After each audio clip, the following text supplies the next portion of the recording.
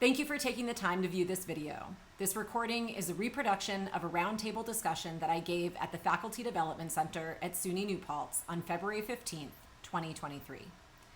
I want to thank the co-directors of the Faculty Development Center for inviting me to be part of this series. The invitation and ensuing discussion have activated a new line of inquiry for me, and I'm very grateful. For so many of us, the first time we heard about ChatGPT was when a discussion exploded on the faculty staff listserv at the end of the fall 2022 semester here at SUNY New Paltz. And almost 6 months later, it's become a topic of ongoing discussion. Although we can't see into the future, I suspect that this is a time that we'll look back on someday as a moment that heavily influenced the future of education. A moment that created tsunami-sized waves in how we learn, teach, and communicate. Here's a quick roadmap for our time together. I'll start with a quick snapshot of who I am and why and how I ended up here. I'll then share a little bit of what ChatGPT is, provide examples of my experience using it, and then discuss some concerns at the intersections of AI, social justice, and marginalization. As many of you already know, I'm an associate professor and department chair in teaching and learning. My areas of expertise include early childhood education, and literacy education. My areas of scholarship cover a lot of ground in teacher education and take up critical questions around technology, professional learning, and culturally responsive sustaining pedagogy in teacher education. I'm an amateur technologist, and by that I mean I've dabbled in building and taking apart computers since I was a kid. I've played around with programming languages, and I'm one of the go-to people in my department and program for all things technology. I'm a parent, and I'm a non-binary person and a member of the LGBTQ community. I use either she, her, hers, or they, them, theirs pronouns. What I am not is an AI or computer science expert. And in fact, I always tell my students that if someone tells you that they know all there is to know about technology, to question the validity of that statement, because there's always more to know about technology, literally and figuratively. As you may already know, ChatGPT is a natural language processing technology, which boils down to the ability of computers to communicate in a conversational, human-like way. GPT stands for Generative Pre-trained Transformer. And it was first released in June of 2020 as GPT-3, which was developed out of OpenAI, a project that began in 2015. It's important to note that ChatGPT is a reflection of things that have been said or recorded, not necessarily what is true. And that distinction is important in numerous ways. As I began to fiddle around with ChatGPT for the first time in order to understand its functionality, I decided to ask it how it defines social justice. It provided a clear, decent definition of social justice. Social justice refers to the fair and equitable distribution of opportunities, resources, and privileges within a society. It involves recognizing and addressing systemic and institutional barriers that result in inequality and discrimination based on factors such as race, gender, sexual orientation, religion, and socioeconomic status. Social justice aims to ensure that all individuals have access to basic human rights and the chance to participate fully in the social, political, and economic life of their communities, regardless of their background. I also asked ChatGPT to define marginalization. The first explanation it gave was pretty accurate, though quite lengthy. So I asked it to boil it down to one sentence, and here's what it came up with. Marginalization is the process of excluding individuals or groups from full participation in social, economic, and political life, often due to their race, gender, sexuality, or other characteristics. I continued to mess around with ChatGPT for a few sessions, quickly learning some of its limitations. And I framed a critical analysis of ChatGPT for this talk around 6 problems that I identified during my initial exploration. The first problem is that the dominant definition of natural language is inherently biased. I asked ChatGPT how it defines natural language. Unsurprisingly, its definition listed several examples of language, with English listed first. While English is spoken by a lot of people worldwide, it's not the most widely spoken language in the world. It's actually third behind Mandarin and Spanish. So I asked ChatGPT why it listed English first, and it offered a sophisticated, seemingly logical response. I listed English first simply because it's one of the most widely spoken and studied languages in the world. All natural languages are equally important and fascinating. I strive to be impartial. When I asked it what language was spoken second, ChatGPT responded that English was second. But when I challenged it again and said I thought Spanish was spoken more than English, it replied, Spanish is a widely spoken language, and it is the second most spoken language.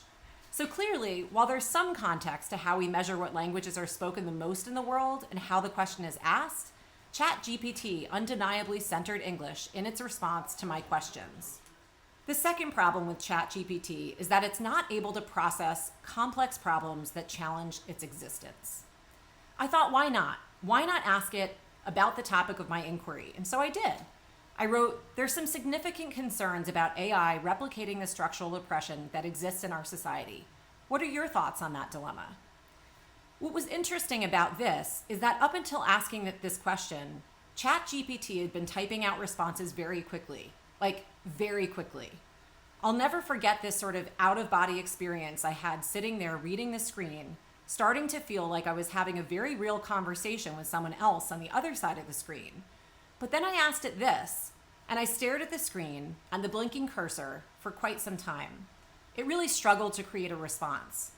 I wish I had been screen recording because I would have captured how it was typing out a response and then revising it and then typing out another and revising that one. As you can see in the red text on this screen, ChatGPT knew that it had to validate what I was raising. The concern that AI systems may replicate structural oppression is a valid one. AI systems can perpetuate existing biases and discrimination if they're trained on biased data, or if the design of the AI system itself is biased.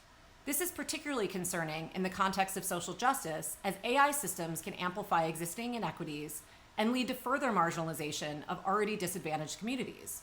To address this dilemma, it's important to develop and use AI systems that are designed to promote social justice and fairness. And then it just got stuck. As it was typing out this response, it started typing slower, and then just stopped in a network error. Now, it's possible that the error was from something else. Maybe the server was overloaded. But it seemed curious that when I asked it about its own bias, it sort of melted down. After rebooting the site, I decided to ask it about its processing speed.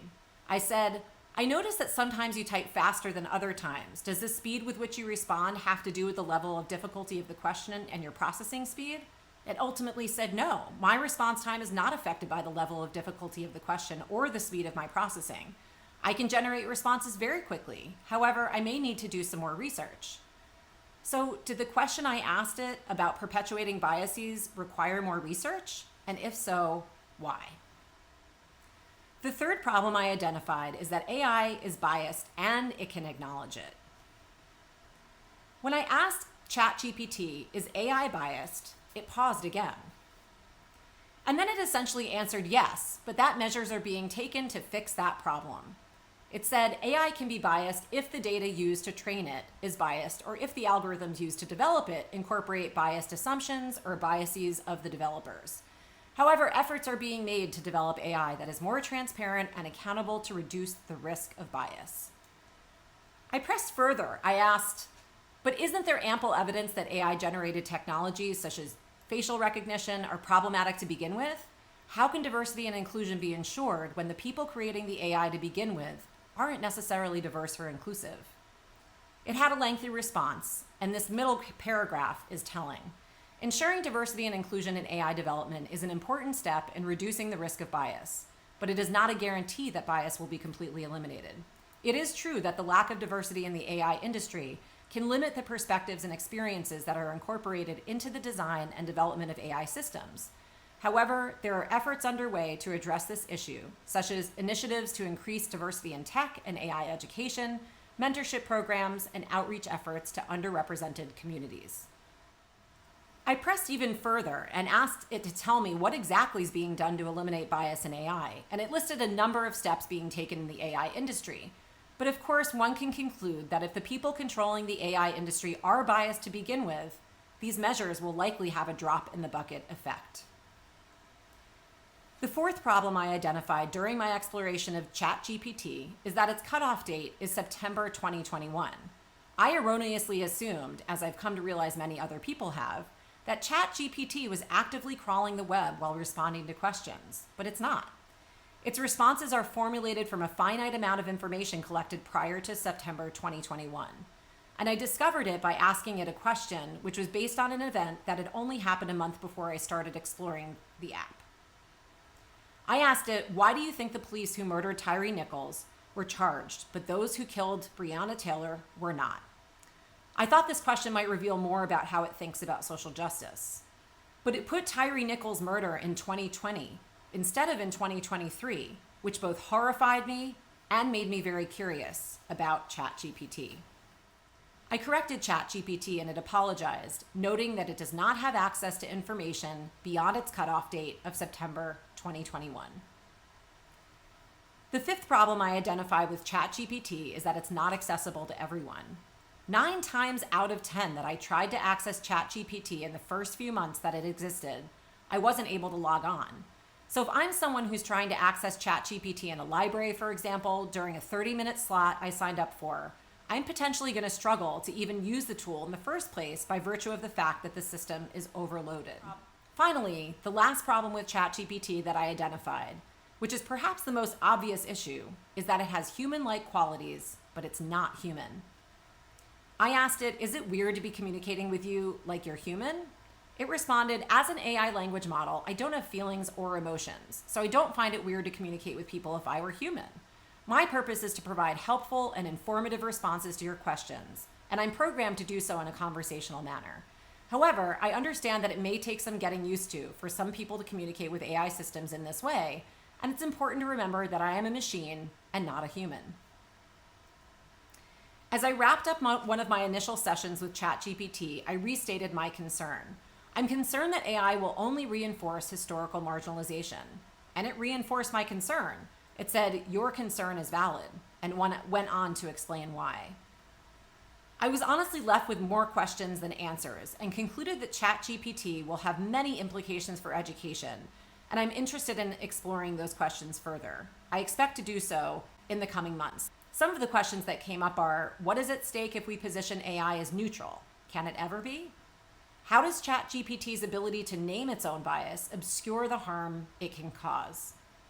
What implications are there for ChatGPT reproducing or resisting further marginalization of historically marginalized groups in an educational context?